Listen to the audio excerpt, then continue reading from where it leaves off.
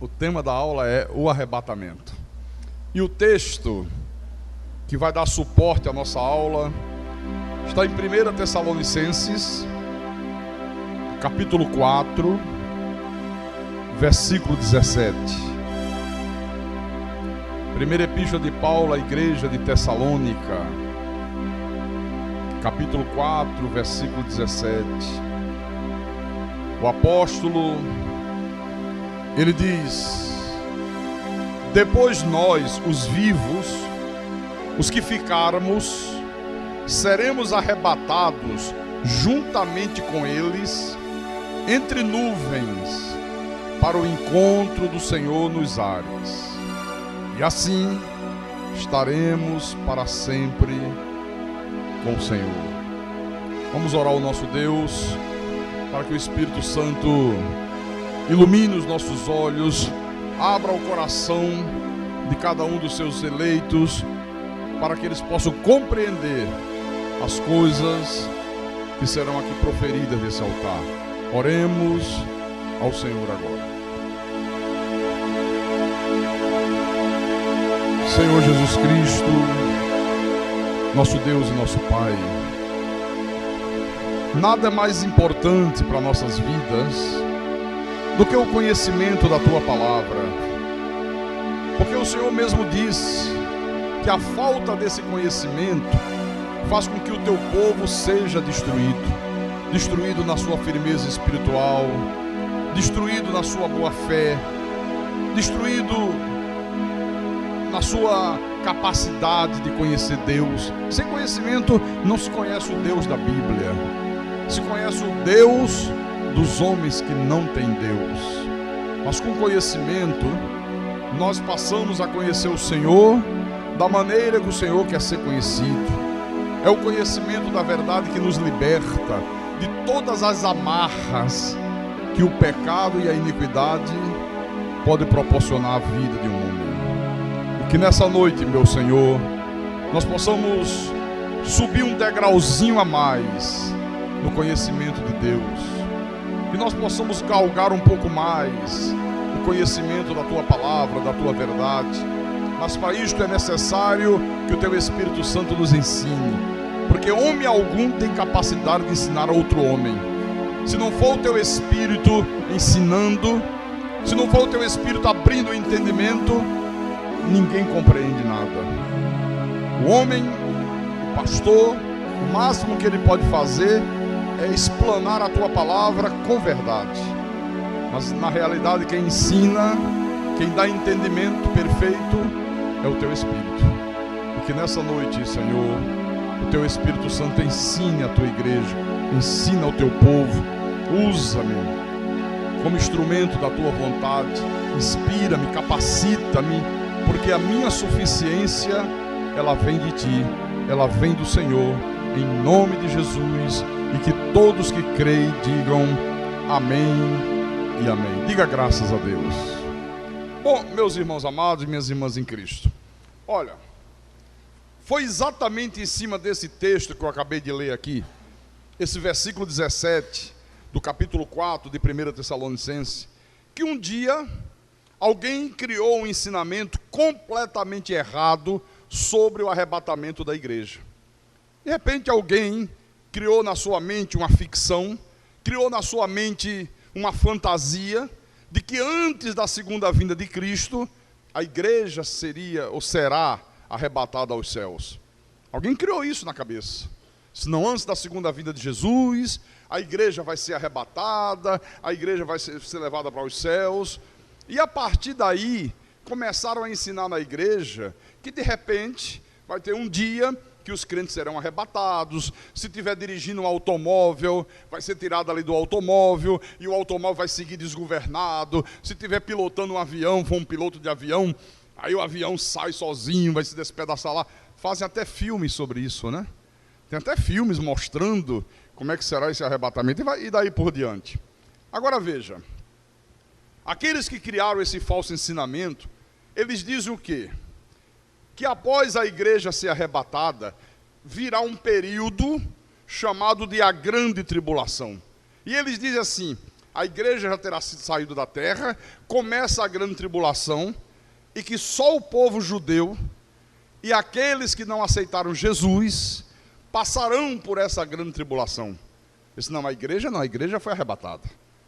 E dizem que a grande tribulação é uma oportunidade nova que Deus vai dar para que os judeus se convertam e para aqueles que não aceitaram Jesus, aceite.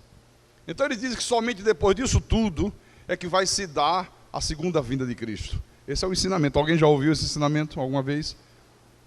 Já ouviu? É isso mesmo? É exatamente isso, né? Então, na verdade, se criou uma fantasia, isso é uma fantasia, né? E usaram esse versículo aqui para procurar dar veracidade a essa fantasia. Quem ensina isso tenta a todo custo fazer o apóstolo dizer aqui aquilo que na verdade Paulo nunca disse. Paulo nunca falou isso aqui, mas eles tentam de todas as maneiras fazer Paulo dizer uma coisa que ele nunca falou.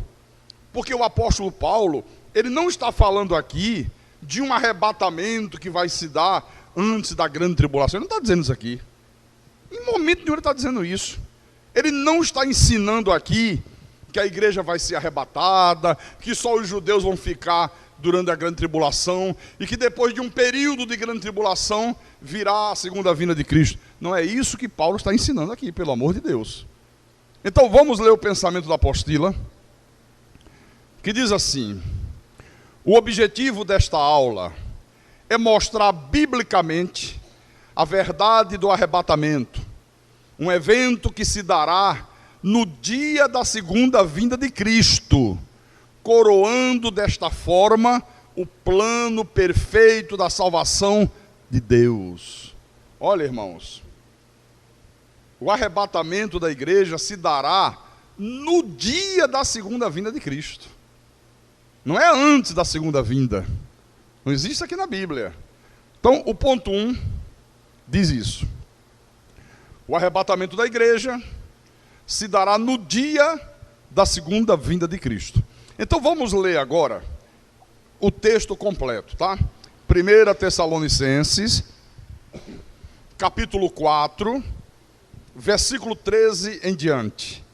Vamos ler. Então diz assim, acompanha aí na tua Bíblia. Paulo diz: não queremos, porém, irmãos, que sejais ignorantes com respeito aos que dormem, os que morreram, né? Para não vos entristecerdes como os demais, que não têm esperança.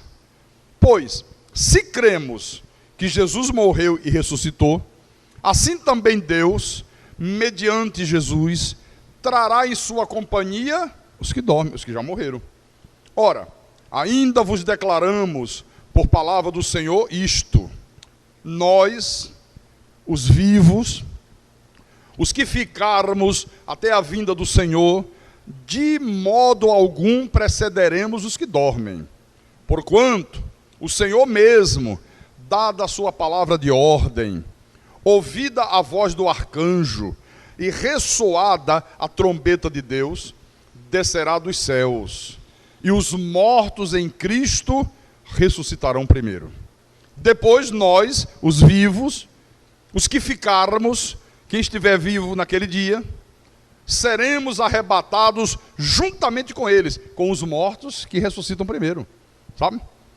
Entre nuvens, para o encontro do Senhor nos ares, e assim estaremos para sempre com o Senhor.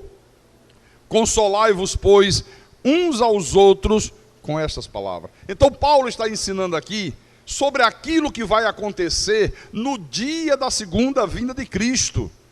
O que acontecerá no dia da segunda vinda de Cristo? Ele disse aqui, ó: os mortos em Cristo ressuscitam primeiro. Depois, logo em seguida, os crentes que ainda estiverem vivos nesse dia serão arrebatados, é tudo no mesmo evento, juntamente com eles, com os mortos que acabaram de ressuscitar. Entre nuvens, para o encontro do Senhor nos ares, né? E ele diz: e assim estaremos para sempre com o Senhor. Mas estaremos para sempre com o Senhor aonde? Nos ares? Vamos ficar nos ares voando? Não. Olha, esta palavra aqui, encontro, no texto grego original, essa palavra é apântese. que significa sair para dar boas-vindas a um visitante ilustre que vem vindo. Eu vou explicar. Sempre que se usava essa palavra aqui, era para descrever as boas-vindas que a população de uma cidade ia dar publicamente a um visitante ilustre que estava vindo visitar aquela cidade. Por exemplo, chegava um rei de um outro lugar. Então, quando o rei vinha lá na entrada da cidade, então a população daquela cidade, para dar as boas-vindas àquele rei, saía da cidade até, antes dele chegar, ao encontro dele, para retornar com ele para a cidade, para vir junto com ele, dar as boas-vindas. Então era muito comum isso acontecer naquele tempo, né? As pessoas saíam, iam dar as boas-vindas a um visitante ilustre e voltavam em companhia daquele visitante ilustre para a cidade. Então, o que o apóstolo Paulo está ensinando aqui, meus irmãos, é que tanto os filhos de Deus, que ressuscitarão dentre os mortos, quanto aqueles que serão arrebatados, serão levados, serão conduzidos, serão levados ao encontro do Senhor que vem vindo, entre nuvens, né? O Senhor vem entre nuvens com os anjos de Deus, os mortos em Cristo ressuscitam, os que estiverem vivos são arrebatados e todos serão levados ao encontro do Senhor que vem vindo. Após esse encontro, todos voltarão com ele à terra, onde o reino eterno de Deus vai ficar estabelecido. Pastor, por que há esse encontro nos ares? Por que não fica todo mundo esperando aqui? Por que há necessidade dos mortos ressuscitarem, ir ao encontro do Senhor, os vivos serem arrebatados e juntamente com os mortos que já ressuscitaram, todos irão ao encontro do Senhor? Porque é nesse momento que Deus destrói os céus e a terra e cria novos céus e nova terra. Os ímpios vão estar na terra, serão destruídos por fogo. Deus destrói tudo. Por isso que vão estar todos nos ares, para não sofrer nenhum dano. Aleluia, né? Então ele faz tudo novo e todos voltam para reinar eternamente com Deus. Então, você não encontra em nenhum lugar aqui da Bíblia esse ensinamento errado que está estabelecido aí dentro das igrejas, de que vai haver um espaço de tempo entre o arrebatamento e a segunda vinda de Cristo. Não tem isso aqui na Bíblia. E tem mais. Essa falsa doutrina que está aí hoje estabelecida na maioria das igrejas, você sabia que ela foi criada apenas de 100 anos para cá? É de 100 anos para cá que criaram esse ensinamento e colocaram dentro da igreja. Até 100 anos atrás não existia esse tipo de ensinamento dentro da igreja. Isso é coisa nova, de 100 anos para cá. Então, na verdade, o que o Paulo está ensinando à igreja é que todos esses fatos que ele está narrando aqui e que nós acabamos de ler, vão ocorrer quando? No dia da segunda vinda de Cristo. Olha, irmãos, isso aqui é nada mais, nada menos do que o cumprimento daquela promessa que Jesus fez durante o seu ministério terreno. Qual foi a promessa, pastor? Vamos lá no livro de João. É o cumprimento dessa promessa aqui. João capítulo 14. Versículo 1 a 3. O Senhor Jesus disse assim: não se turbe o vosso coração. Credes em Deus, crede também em mim. Na casa de meu Pai há muitas moradas. Se assim não fora, eu vou-lo teria dito, pois vou preparar-vos lugar. E quando eu for e vos preparar lugar, voltarei e vos receberei para mim mesmo, para que, onde eu estou, estejais vós também. Ora, qual é esta casa de meu Pai que ele disse há muitas moradas? O novo céu e a nova terra. O novo céu e a nova terra. O Senhor disse: eu vou preparar-vos um lugar. Então, ao longo desta era da igreja, Jesus está preparando o lugar para nós habitarmos eternamente com Ele. Ele está reinando. Ele está aguardando tão somente que os seus inimigos sejam postos por estrado dos seus pés. Veja que aqui na primeira parte do versículo 3, ele disse: e quando eu for e vos preparar lugar, ou seja, quando eu for e todos os meus inimigos forem postos por estrado dos meus pés, quando o diabo for lançado no lago de fogo e enxofre, onde já se encontrarão a besta e o falso profeta. Depois de tudo isso feito, ele diz: voltarei e vos receberei para mim mesmo, para que onde eu estou, estejais vós também. Então, é no momento da sua segunda vinda que ele recebe todos os seus filhos para estarem juntamente com ele. E para sempre. Para estarem para sempre com ele. Os filhos do diabo, a descendência da serpente, serão lançados para dentro do lago de fogo. A morte e o inferno também serão lançados para dentro do lago de fogo. Então, a descendência da serpente, ela vai passar toda a eternidade no inferno. Enquanto que aqueles que Deus predestinou para a salvação viverão eternamente com Deus no novo céu e na nova terra. Amém? Esse é o ensinamento da Bíblia, isso é a verdade da Bíblia. Fugiu disso aqui é ficção científica. É fantasia que alguém cria na cabeça, sabe, e sai falando bobagem por aí afora. Mas nós vamos falar mais. O ponto 2. Deus vai destruir esta terra pelo fogo e criar tudo novo. Você sabe, olha, irmãos, não tem se ensinado nas igrejas sobre o novo céu e sobre a nova terra. É lamentável, mas não se ouve falar mais disso dentro da igreja de Jesus. O povo de Deus, quase que na sua maioria, desconhece essa verdade. Você pode ver que a maioria do povo de Deus imagina que vai passar uma eternidade em algum tipo de céu aí nos ares. Pode ver, você, né? Faz até hino. Eu vou morar lá no céu. Aí a pessoa imagina que é do céu, lá em cima. Todo mundo voando num tipo de céu nos ares. Não, não, não.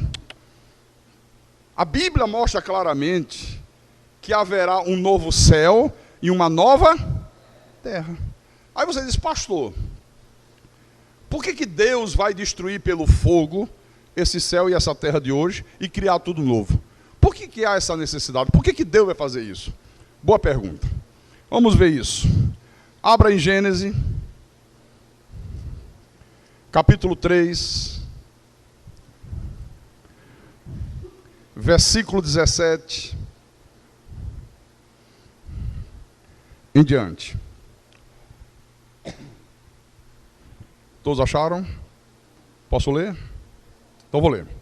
E a Adão disse: visto que atendeste à voz de tua mulher, e comestes da árvore que eu te ordenara não comesses, maldita é a terra por tua causa.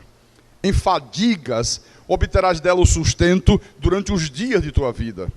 Ela produzirá também cardos e abrolhos, e tu comerás a erva do campo. No suor do teu rosto comerás o teu pão, até que tornes a terra, pois dela foste formado, porque tu és pó, e ao pó tornará. Então veja, em Adão, toda essa terra que Deus criou se tornou maldita.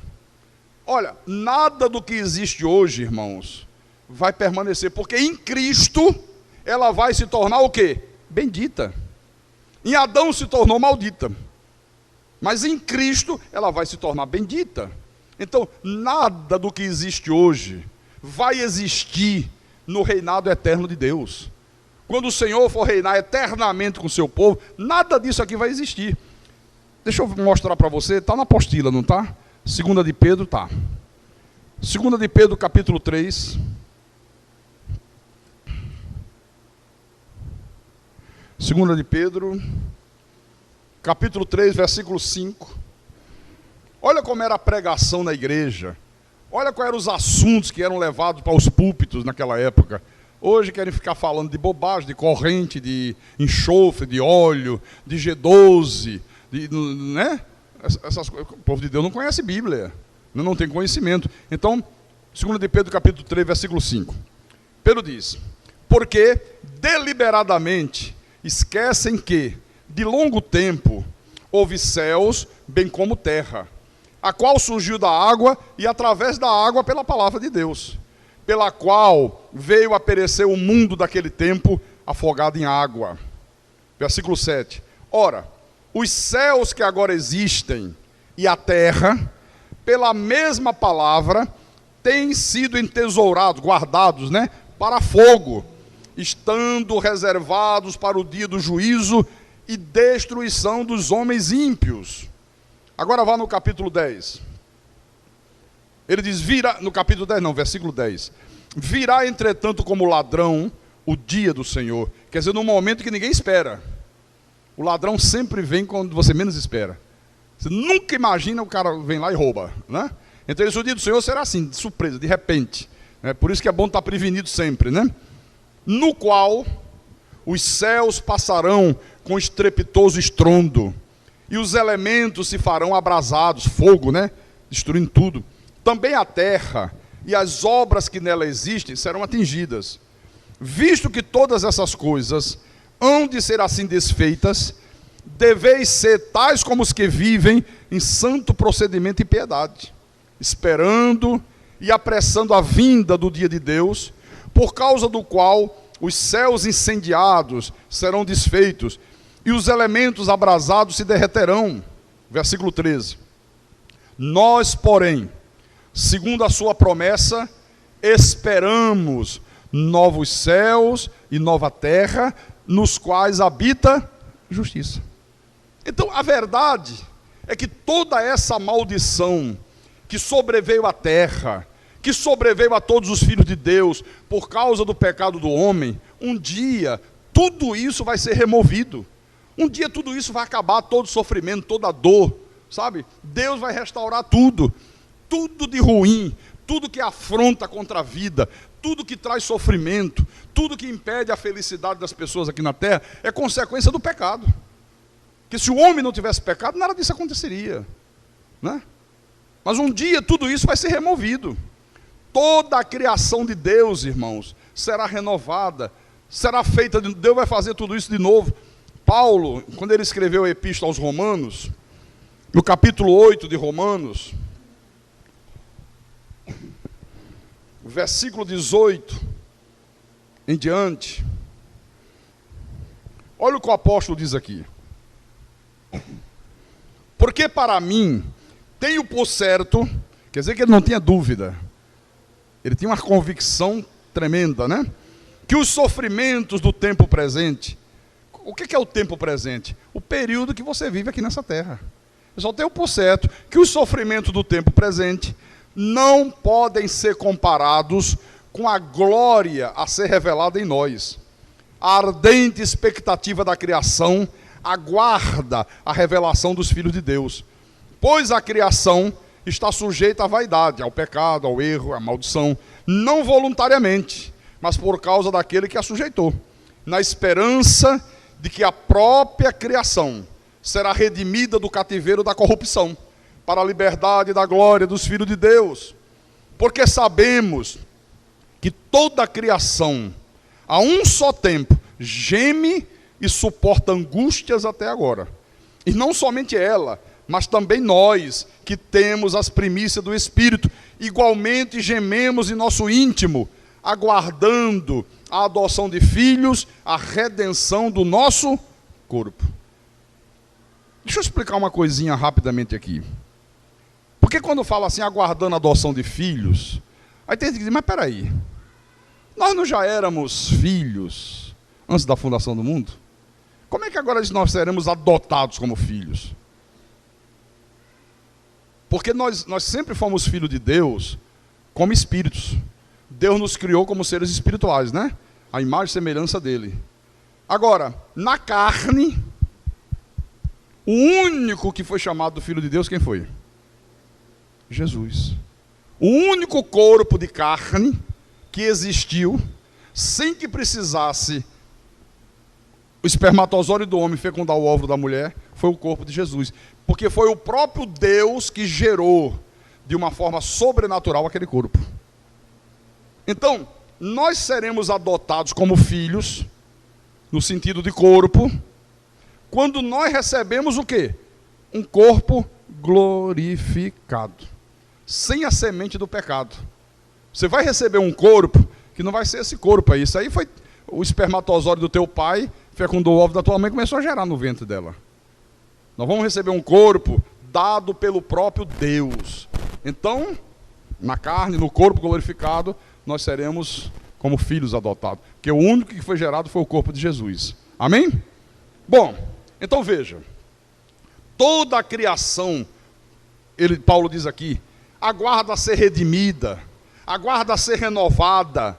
Da mesma forma, o apóstolo diz, que nós que somos de Deus, aguardamos com ansiedade um novo corpo glorificado. Aguardamos um corpo que não tem a semente do pecado. Nós aguardamos com ansiedade isso. Então eu quero que você observe que a ressurreição dos filhos de Deus, num corpo glorificado, exige uma nova terra.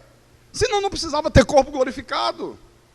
Se é para ficar no espaço, nos ares, num tipo de céu no espaço, para que corpo glorificado?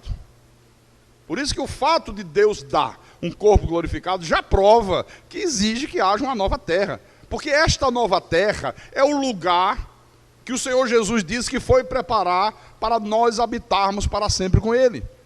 Ele disse, olha, eu estou preparando, estou esperando que todos os meus inimigos sejam postos debaixo dos meus pés, né? Quando eu lançar no inferno o diabo, o falso profeta, a besta, a morte, aí sim, eu vou criar novos céus e nova terra. E há muito lugar para vocês lá. Veja, por favor, em Apocalipse capítulo 5. Apocalipse 5. Vamos ler o versículo 9 e o versículo 10. João diz assim: e entoava um novo cântico, dizendo: digno és de tomar o livro e de abrir-lhes os selos, porque foste morto, e com o teu sangue compraste para Deus os que procedem de toda a tribo, língua, povo e nação. E para o nosso Deus os constituístes reino e sacerdote, e reinarão sobre o quê? Sobre a terra. Olha, e eles vão reinar sobre a terra, a nova terra que Deus vai criar. Agora, veja em Mateus a promessa que Jesus fez no Sermão da Montanha. Vamos lá, Mateus 5, né? Mateus capítulo 5, versículo 5. Olha o que ele disse: bem-aventurado os mansos, porque herdarão a terra. Herdarão a terra, né? No Salmo 37, vamos lá no livro de Salmo. Salmo 37, versículo 29. O salmista diz: os justos herdarão a terra, e nela habitarão para sempre. Que terra é essa? Que os justos vão herdar e vão habitar nela. Será que é essa terra aí? Você quer habitar nessa terra para sempre? Deus que me livre. Só sofrimento, só dor, só amargura, só desilusão, só tristeza, só problema e doença e tudo que não presta. Não, ele está falando aqui da nova terra que Deus vai criar. Os justos herdarão a terra e nela habitarão para sempre. Veja também Apocalipse, capítulo 21. Apocalipse, capítulo 21. Versículo 1. Diz assim: vi novo céu e nova terra, pois o primeiro céu e a primeira terra passaram, e o mar já não existe. Você vê, né? João, irmãos, ele teve o privilégio de ter uma visão daquele lugar que Jesus disse: olha, eu vou preparar lugar para vocês. Agora o Senhor diz: João, vem cá, eu vou te mostrar uma visão do que vai ser esse lugar. E ele disse: eu vi novo céu e nova terra, porque o primeiro céu e a primeira terra já passaram, já não existe. Eu vi tudo novo, Deus faz tudo novo. No versículo 2, vi também a cidade santa, a nova Jerusalém, que descia do céu, da parte de Deus, ataviada como noiva, adornada para o seu esposo. Então ouvi grande voz vinda do trono, dizendo: eis o tabernáculo de Deus com os homens, Deus habitará com eles, eles serão povos de Deus, e Deus mesmo estará com eles. Então, quando João diz aqui nesse texto que a cidade santa, a nova Jerusalém, descerá do céu para a terra, para essa nova terra, quando ele diz aqui que Deus habitará com seus filhos, os seus filhos ressurretos, que já ressuscitaram, e que o trono de Deus e do Cordeiro será o seu povo. João está, numa linguagem figurada, ensinando a igreja que neste momento aqui, céus e terra não serão mais separados. Agora tudo se mistura, céu e terra serão uma só coisa. Você está compreendendo? Passa a ser uma só coisa, uma coisa extraordinária. Veja que, e outra coisa, essa cidade santa é uma linguagem figurada. Aqui é a igreja. Não é uma cidade que vem, não, porque as ruas são de ouro, eu vou andar em rua de ouro. Oh, isso tudo é um simbolismo, irmão. Falam tanta bobagem sobre isso que é uma coisa impressionante, né? Leia o versículo 4. E lhes enxugará dos olhos toda lágrima, e a morte já não existirá. Já não haverá luto, nem pranto, nem dor, porque as primeiras coisas passaram. E aquele que está assentado no trono disse: João, eis que eu faço nova todas as coisas. E acrescentou: escreve, porque estas palavras são fiéis e verdadeiras. Olha, isso é fiel, isso é verdade de Deus. Deus, eu vou fazer tudo novo outra vez. Eu vou consertar tudo que o pecado destruiu. Disse-me ainda, versículo 6. Isso é Deus falando com João, viu? Tudo está feito. Eu sou o alfa e o ômega, o princípio e o fim. Eu, a quem tem sede, darei de graça da fonte da água da vida. O vencedor herdará estas coisas, e eu lhe serei Deus, e ele me será filho. Eu pergunto, quem é que vai herdar esta nova terra? O vencedor, os eleitos, os predestinados. Isso é adjetivo. Pastor, eu vou ter que vencer alguma coisa, hein? Porque tem gente que pega esse versículo aqui, tá vendo, irmão? É o vencedor, viu? Você tem que lutar contra o diabo, senão o diabo te vence. O diabo já foi vencido. Isso é um adjetivo. Ele está adjetivando o vencedor. Ele podia dizer, a ovelha herdará esta terra. Ele podia dizer, os predestinados herdarão essa terra. Então, quem vai herdar essa terra? O vencedor, os eleitos, as ovelhas, os predestinados. Aqueles que a Bíblia chama de justo. Aqueles que a Bíblia chama de mansos e limpos de coração. É isso que ele está falando aqui. Agora eu vou mostrar para você uma profecia do profeta Isaías sobre esse novo céu e essa nova terra. Isso é lindo, isso é maravilhoso. Vamos lá em Isaías 65. Profeta Isaías, capítulo 65. Versículo 17 em diante. Pode procurar aí, que eu espero.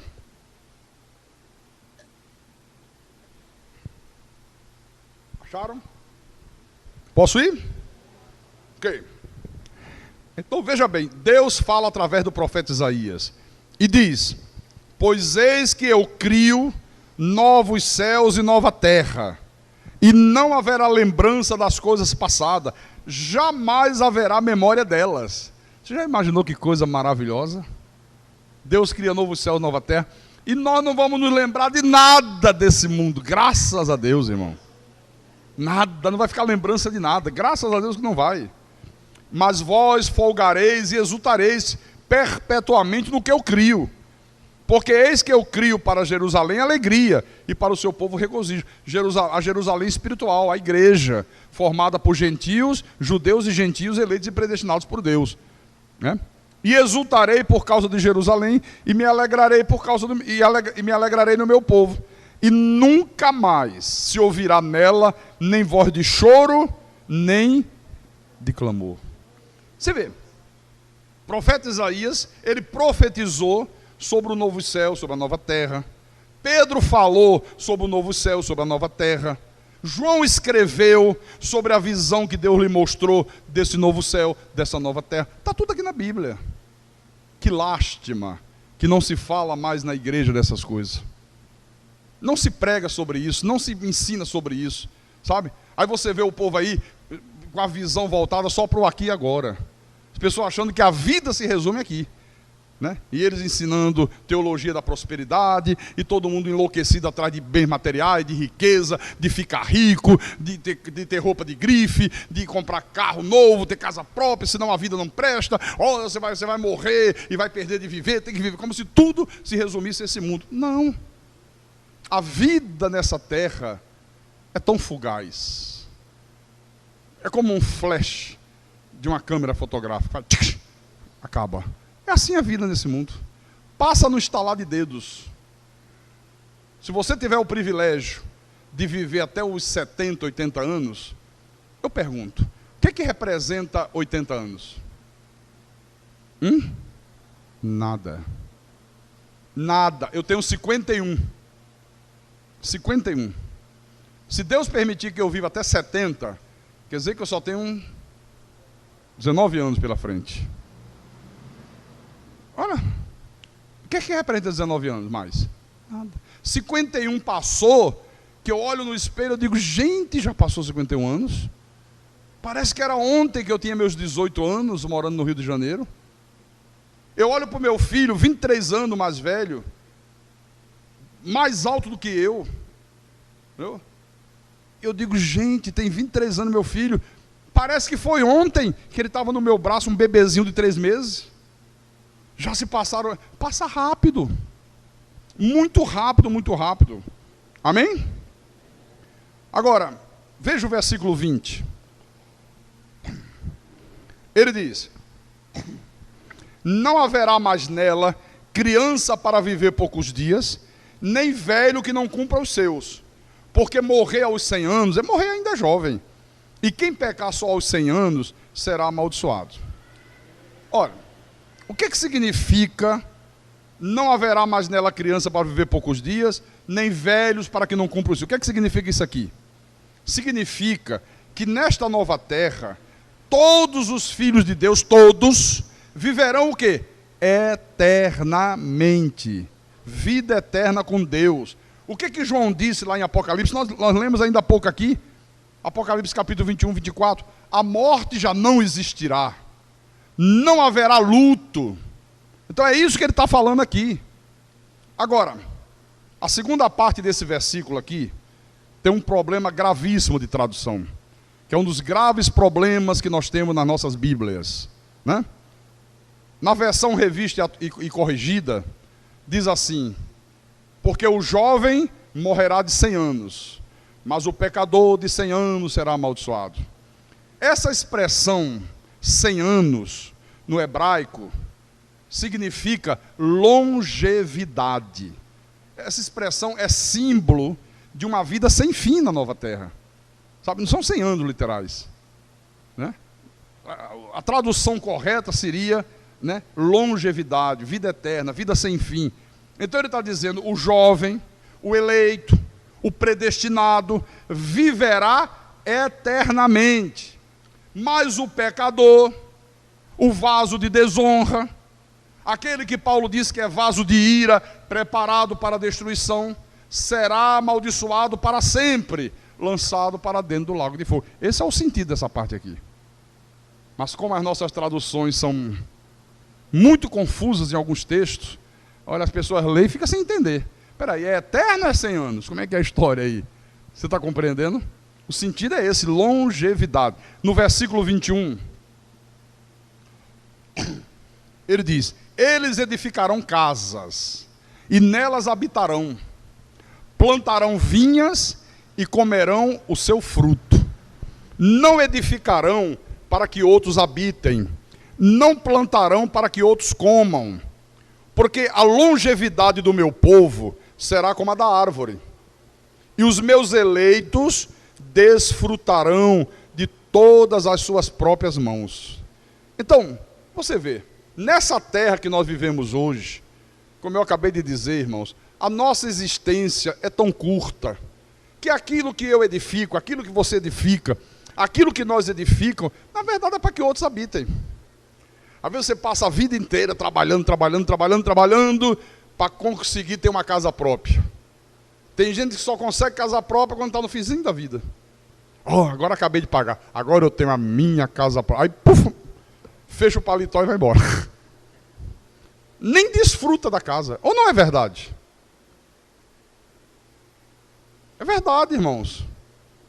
Agora, nessa terra, ele está dizendo aqui que o que nós plantamos é para que outros comam, né? Normalmente os filhos, os netos, e às vezes quando não tem filho nem neto, é outros mesmos, que você não sabe nem quem vai desfrutar. Então, a verdade nua e crua é que nós só usufruímos do que nós fazemos nesse mundo por muito pouco tempo. Por muito pouco tempo mesmo. Tudo que você conquista nessa terra, você só usufrui por um tempo muito pequeno. Por um tempo muito curto. Como eu disse, se você conquistar alguma coisa e a pessoa luta, se forma aos 30 anos, se formou. Ou conseguir um diploma de curso superior, né? Se ele viver até 70, vai desfrutar daquilo por quanto tempo? 40 anos. Agora, o que representa isso diante de uma eternidade? Nada. Eternidade é eternidade. É para sempre, é para sempre. Amém? Vocês compreenderam isso? Então diga graças a Deus. Agora, na nova terra, ele está dizendo, você vai desfrutar de tudo que você edificar, tudo que você plantar, você vai desfrutar eternamente, porque você não morre mais. É para sempre, é teu, ninguém toma, ninguém vai tomar posse. Porque a longevidade do meu povo, ele diz, será como a da árvore. Que árvore? Da vida. A longevidade do meu povo será como a árvore da vida. E os meus eleitos desfrutarão de todas as obras das suas próprias mãos. Viu? Não haverá mais morte, é para sempre, é eterno. Vamos entender isso aqui, voltando lá em Gênesis. Gênesis capítulo 2, versículo 8.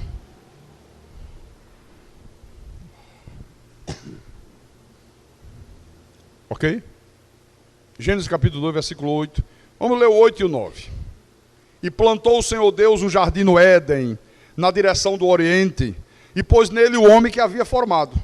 Do solo fez o Senhor Deus brotar toda a sorte de árvores, agradáveis à vista e boas para alimento. E também a árvore da vida no meio do jardim, e a árvore do conhecimento do bem e do mal. Você vê, Deus só proibiu o homem de comer de quê? Da árvore do conhecimento, da ciência do bem e do mal. Esta árvore, ela é símbolo da autonomia humana, ela é símbolo dessa coisa horrorosa chamada livre-arbítrio, essa coisa da pessoa querer viver a vida e governar a sua vida independente de Deus, porque é isso que o livre-arbítrio diz. Livre-arbítrio, o dicionário diz, é a capacidade que a pessoa tem de dirigir a sua vida, governar a sua vida, determinar o seu destino, sem submeter-se a ninguém, nem a nenhum senhor, nem a Deus. Que história é essa de o homem ter esse poder nas mãos? Então, o homem podia comer de todas as árvores do jardim, inclusive da árvore da vida. Ele podia viver eternamente, ele podia ter paz, ele podia ter alegria, ele podia ter saúde, ele podia ter prosperidade. Agora, Deus diz, se um dia você desobedecer, perde tudo isso, morre. Que foi o que já tinha acontecido no céu com Lúcifer, né? Desobedeceu a Deus, qual foi a consequência? Morreu. Espiritualmente se tornou diabo, se tornou Satanás, foi expulso dos céus. Aí quando ele chega no paraíso, que vê Deus colocar lá os primeiros filhos dele, Adão e Eva, a serpente, sabendo que a desobediência leva a isto, com astúcia, induziu Adão e Eva a desobedecer a Deus. E é uma coisa que a gente precisa entender. Adão e Eva desobedeceu. Porque foram induzidos astuciosamente pela serpente. Porque no coração de Adão e Eva, irmãos, não havia nenhum desejo, nenhuma vontade de desobedecer a Deus. Eles só desobedeceram porque foram enganados. É como eu induzir você e dizer assim, olha,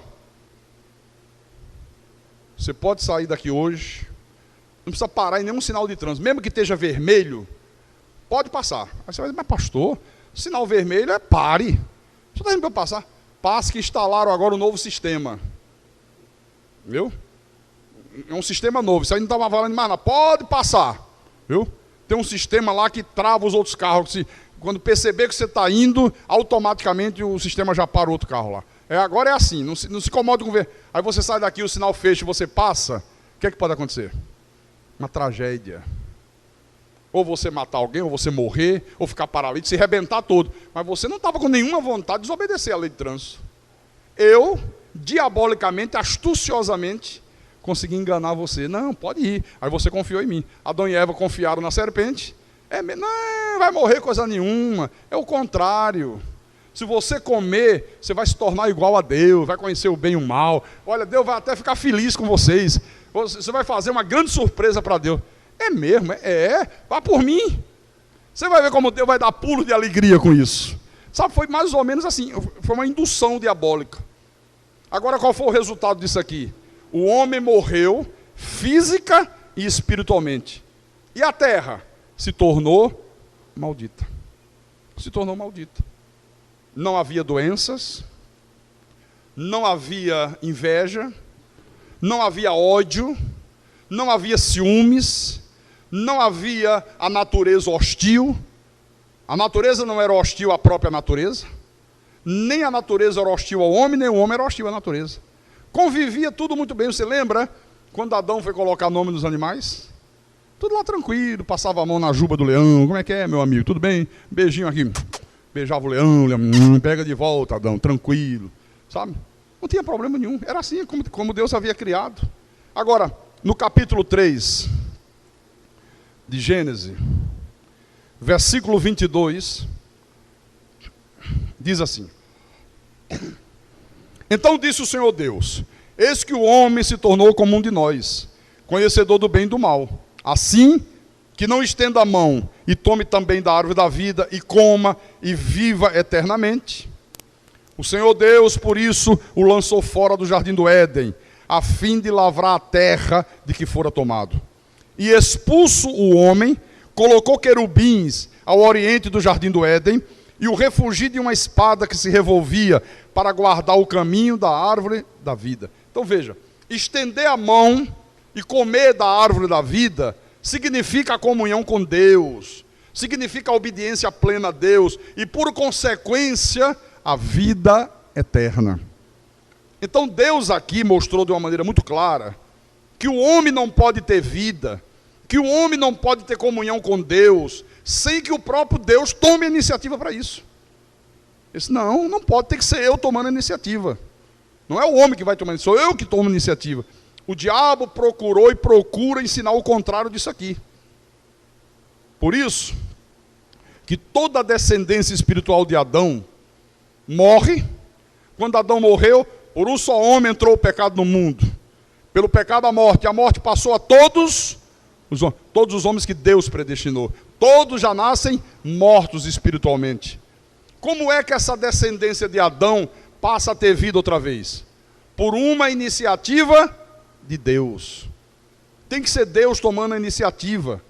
Se não for a Deus tomar a iniciativa, nenhum de nós se salvaria. Nenhum de vocês seria salvo. Foi Deus que tomou a iniciativa. Veja em Efésios capítulo 2, versículo 1. Efésios capítulo 2.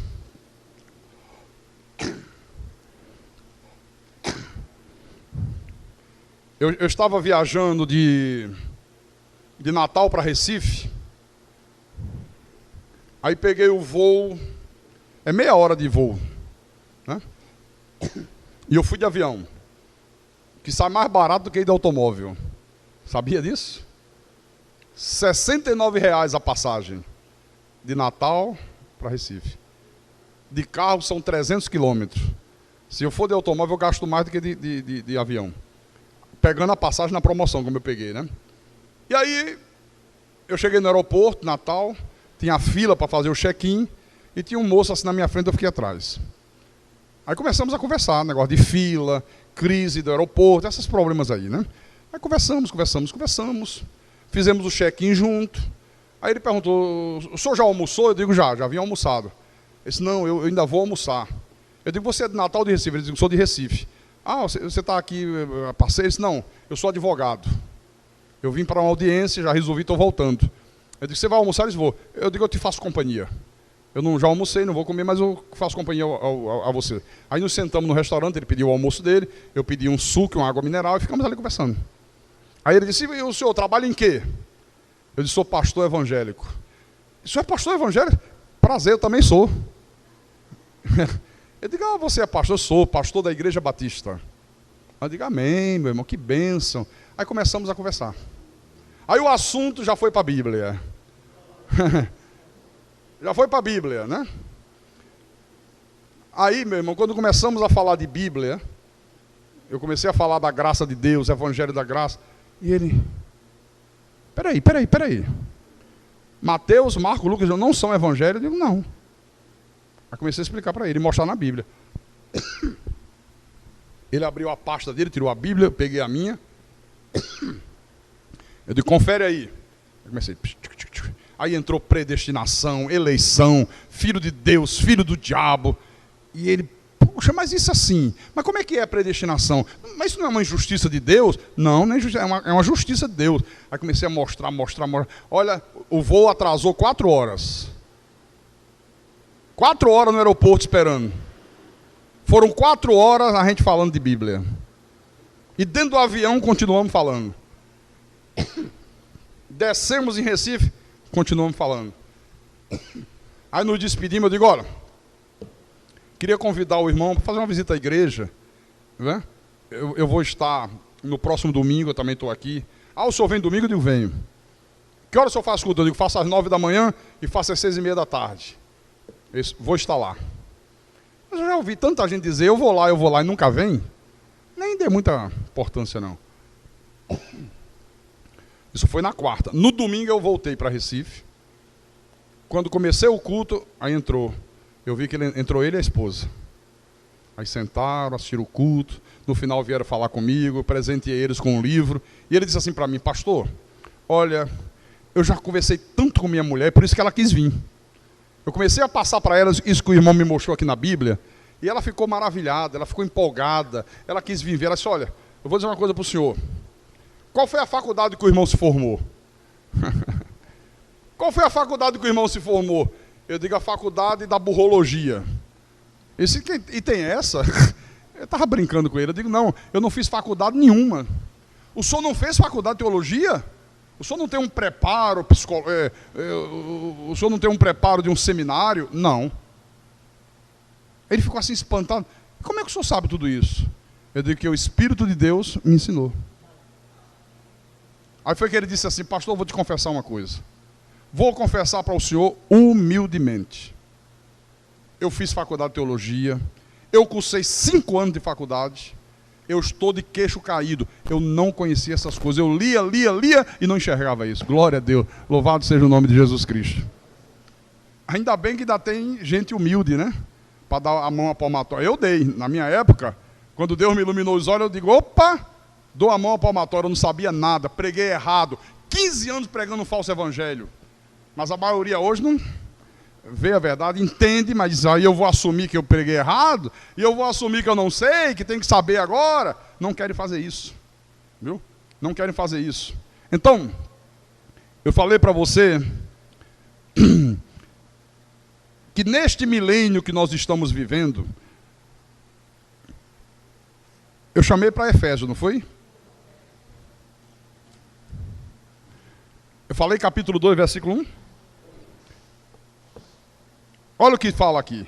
Ele vos deu vida, estando vós mortos nos vossos delitos e pecados. Como é que você estava quando Deus te deu vida?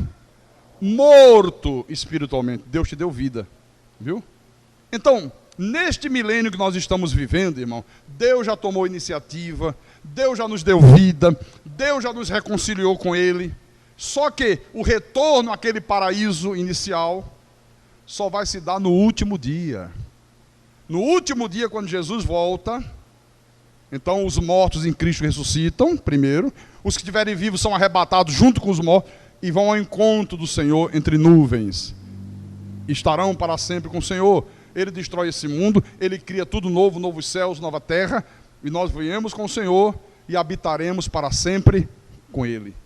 Então, o fato de você ressuscitar num corpo glorificado, O fato de Deus criar novos céus e nova terra, o fato de você poder estar para sempre com o Senhor, isso significa o quê? Que Deus permitiu que nós tivéssemos direito outra vez a comer da árvore da vida.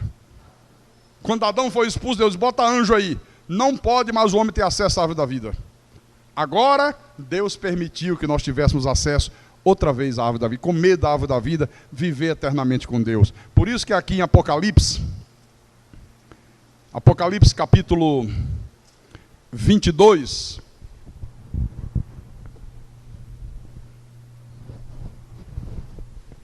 versículo 14 e 15, o Senhor disse assim, oi? Gênesis? Não, já li Gênesis. Já. Apocalipse 22, versículo 14 e 15.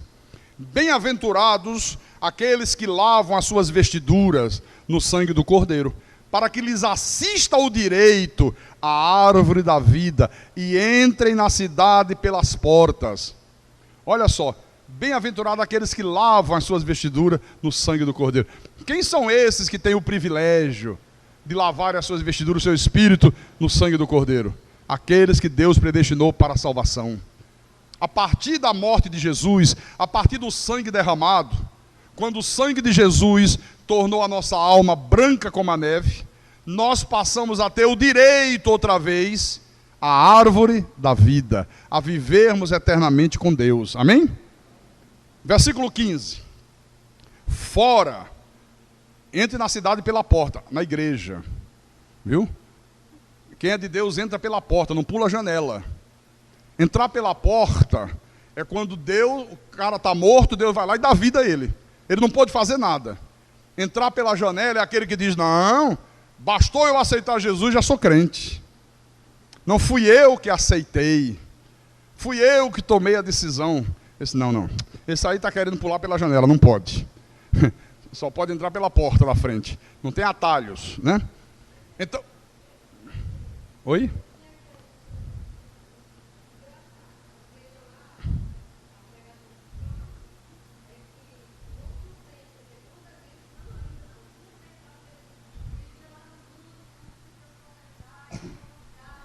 Pois é.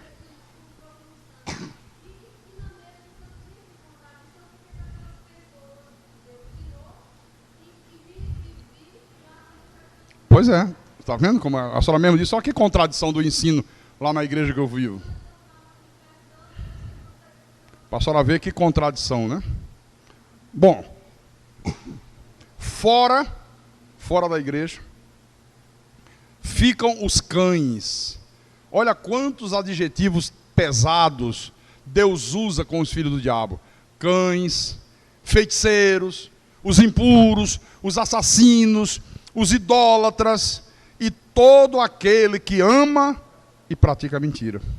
Todo aquele que ama e pratica a mentira. Então, vou recapitular. Os que lavam as suas vestiduras no sangue do Cordeiro são os que Deus predestinou para a salvação, os eleitos, as ovelhas. Só eles têm direito ao Espírito Santo. Só eles têm direito a entrar na igreja, a igreja como corpo místico de Cristo. Porque nós temos o hábito de dizer, eu vou à igreja. Isso aqui não é igreja. Isso aqui é um templo.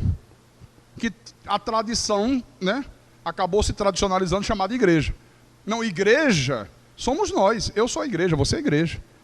É o corpo místico de Cristo. Entrar no templo, qualquer um pode entrar. Qualquer pessoa pode entrar por aquela porta. Qualquer tipo de gente entra por ali. Ateu, filho do diabo, todo mundo pode entrar, está aberto. Agora, entrar na igreja é outra história, é outra coisa. Só os eleitos fazem parte da igreja. Só os eleitos têm o Espírito Santo. Só os eleitos apresentam frutos de um novo nascimento. Você está compreendendo?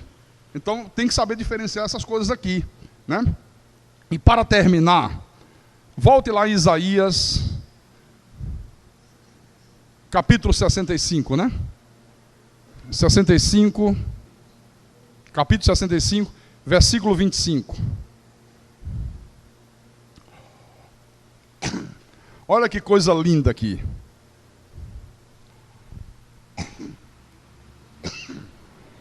Ele diz: olha como será no novo céu e na nova terra. O lobo e o cordeiro pastarão juntos. O que acontece hoje se colocar um lobo e um cordeiro? O lobo vai lá e mata o cordeiro. Devora o cordeiro. Disse, não, no novo céu e na nova terra, vamos pastar junto. Não vai ter animal devorando animal. Né? E o leão comerá palha como boi. Hoje o leão é um animal o quê? Carnívoro. Ele disse, olha, na nova terra vai ser igual o boi, só vai comer palha, capim. Você pode chegar junto dele, entendeu? Dar um cascudo nele, que ele não vai fazer nada com você. Desde que não seja muito forte, né? Não vai dar cascudo forte não, senão o leão... Né? Ele vai comer palha como boi. Soltos, animais. Você já imaginou isso? Isso aqui? Pó será a comida da serpente. A serpente hoje come animais, né? Sai para caçar de noite atrás do alimento, né? Senão a serpente não vai... A natureza, irmão, não será mais hostil à própria natureza. Não haverá mais animal devorando animal. Viu? Não se fará mal, nem dano algum, em todo o meu santo monte, diz o Senhor. Então, todos os efeitos negativos, perniciosos, terríveis, que a queda de Adão nos proporcionou, agora eles são completamente revertidos. Ó. Agora não vai haver mais um animal devorando outro animal, não haverá mais animal fazendo mal ao homem, o homem não fará mal ao animal, não vai haver gente morrendo de frio, não vai haver tsunami, onda gigante, como a gente vê aí toda hora, não vai haver terremoto, nada disso vai haver, viu? Não vai ter gente fofocando, falando mal de um, falando mal de outro, e não vai ter nada disso, irmão. Não haverá, que coisa, não se fará mal, nem dano algum, em todo o meu santo monte, diz o Senhor. Não vai ter político roubando, não vai ter Renan Calheiros, não vai ter avião da TAM matando 200 pessoas ao mesmo tempo. Não vai ter, não vai precisar de avião, para que avião? Né? Com o corpo glorificado, você não vai sofrer danos ao teu corpo. Hoje, se você levar uma pancada, rebenta o corpo, né? Quebra o osso, corta, sai sangue. Com o corpo glorificado, você lembra quando Jesus apareceu aos discípulos? Que eles estavam reunidos numa sala? Jesus passou por onde? Pela parede. Que é isso? É um espírito, é o espírito. Disse, não, sou espírito, não pode olhar aqui. Olha meu corpo. Toca em mim. Não é nada de espírito, sou eu mesmo, em carne e osso. Só que agora é assim. Né? Tem pão aí? Tem peixe? Me dá um peixinho assado aí, me dá um melzinho aí. Mas passou pela parede. Então, irmãos, é isto aqui que está reservado para o povo de Deus. É isto aqui que está reservado para você. É isso aqui que nos aguarda, meu irmão. Você já imaginou que coisa boa isso? Você já imaginou que dádiva maravilhosa de Deus para o seu povo, para a sua igreja? Não se preocupe com a vida aqui e agora. Não. Se preocupe em viver uma vida santa em todo o teu procedimento, que Pedro disse. Aguardando que venha logo esse dia. Não fique se preocupando com bens materiais. Se Deus quiser que você tenha, Deus vai te dar. Se Deus quiser que você tenha. Por isso que Paulo disse o quê? Olha, tendo que comer, o que beber, o que vestir, estejamos o quê? Satisfeitos. Ele disse, aqueles que querem ficar ricos, caem em muitas tentações e ciladas, que afogam os homens na ruína, na perdição. O que é que mais se ensina hoje nas igrejas aí fora? Você tem que querer ficar rico, você tem que querer ter o melhor automóvel, você tem que querer ter muito dinheiro, você tem que querer ser um grande empresário, você tem que querer a melhor comida, você tem que vestir a melhor roupa. Tudo o contrário da Bíblia. Aliás, foi assim que a serpente fez no Éden, né? Distorceu tudo e enganou Adão e Eva. Quantos estão enganados aí? Quantos? Né? Você vê, um povo inteiro enganado. Não, vai ter o arrebatamento, a igreja sai, ela não passa pela grande tribulação, aí vai ter a grande tribulação, vai ser uma nova oportunidade, já que não aceitaram por bem, vão aceitar por mal, muito sofrimento, aí o cara se rende, eu quero, eu aceito. Imagina Deus agir dessa forma, hein? Ah, não quer não? Pois agora tome, catapimba, pumba, bum, dá bolacha daqui, dá bolacha, aceita ou não aceita? Não, com muita pancada eu aceito. Que barbaridade! Aí depois Jesus volta, tudo contrário da Bíblia. E as pessoas, como não conhecem Bíblia, vão ouvindo essas besteiras dizendo amém. Amém, amém, amém. O diabo vai voltar com mais 7. Amém. Todo mundo diz amém que vai voltar com... Acreditam que é possível isso. Pastor Carlos, quer dizer então que a igreja... ela vai passar pela grande tribulação? Vai. Ai, Jesus, não, calma. Não precisa se apavorar, não. Pastor, mas a grande tribulação, ai, vai ser muito ruim. Não. Terça-feira que vem, eu vou falar sobre isso. Terça-feira que vem, a gente vai saber da grande tribulação, viu? E quem tem ouvidos, ouça o que o Espírito falou à igreja nessa noite.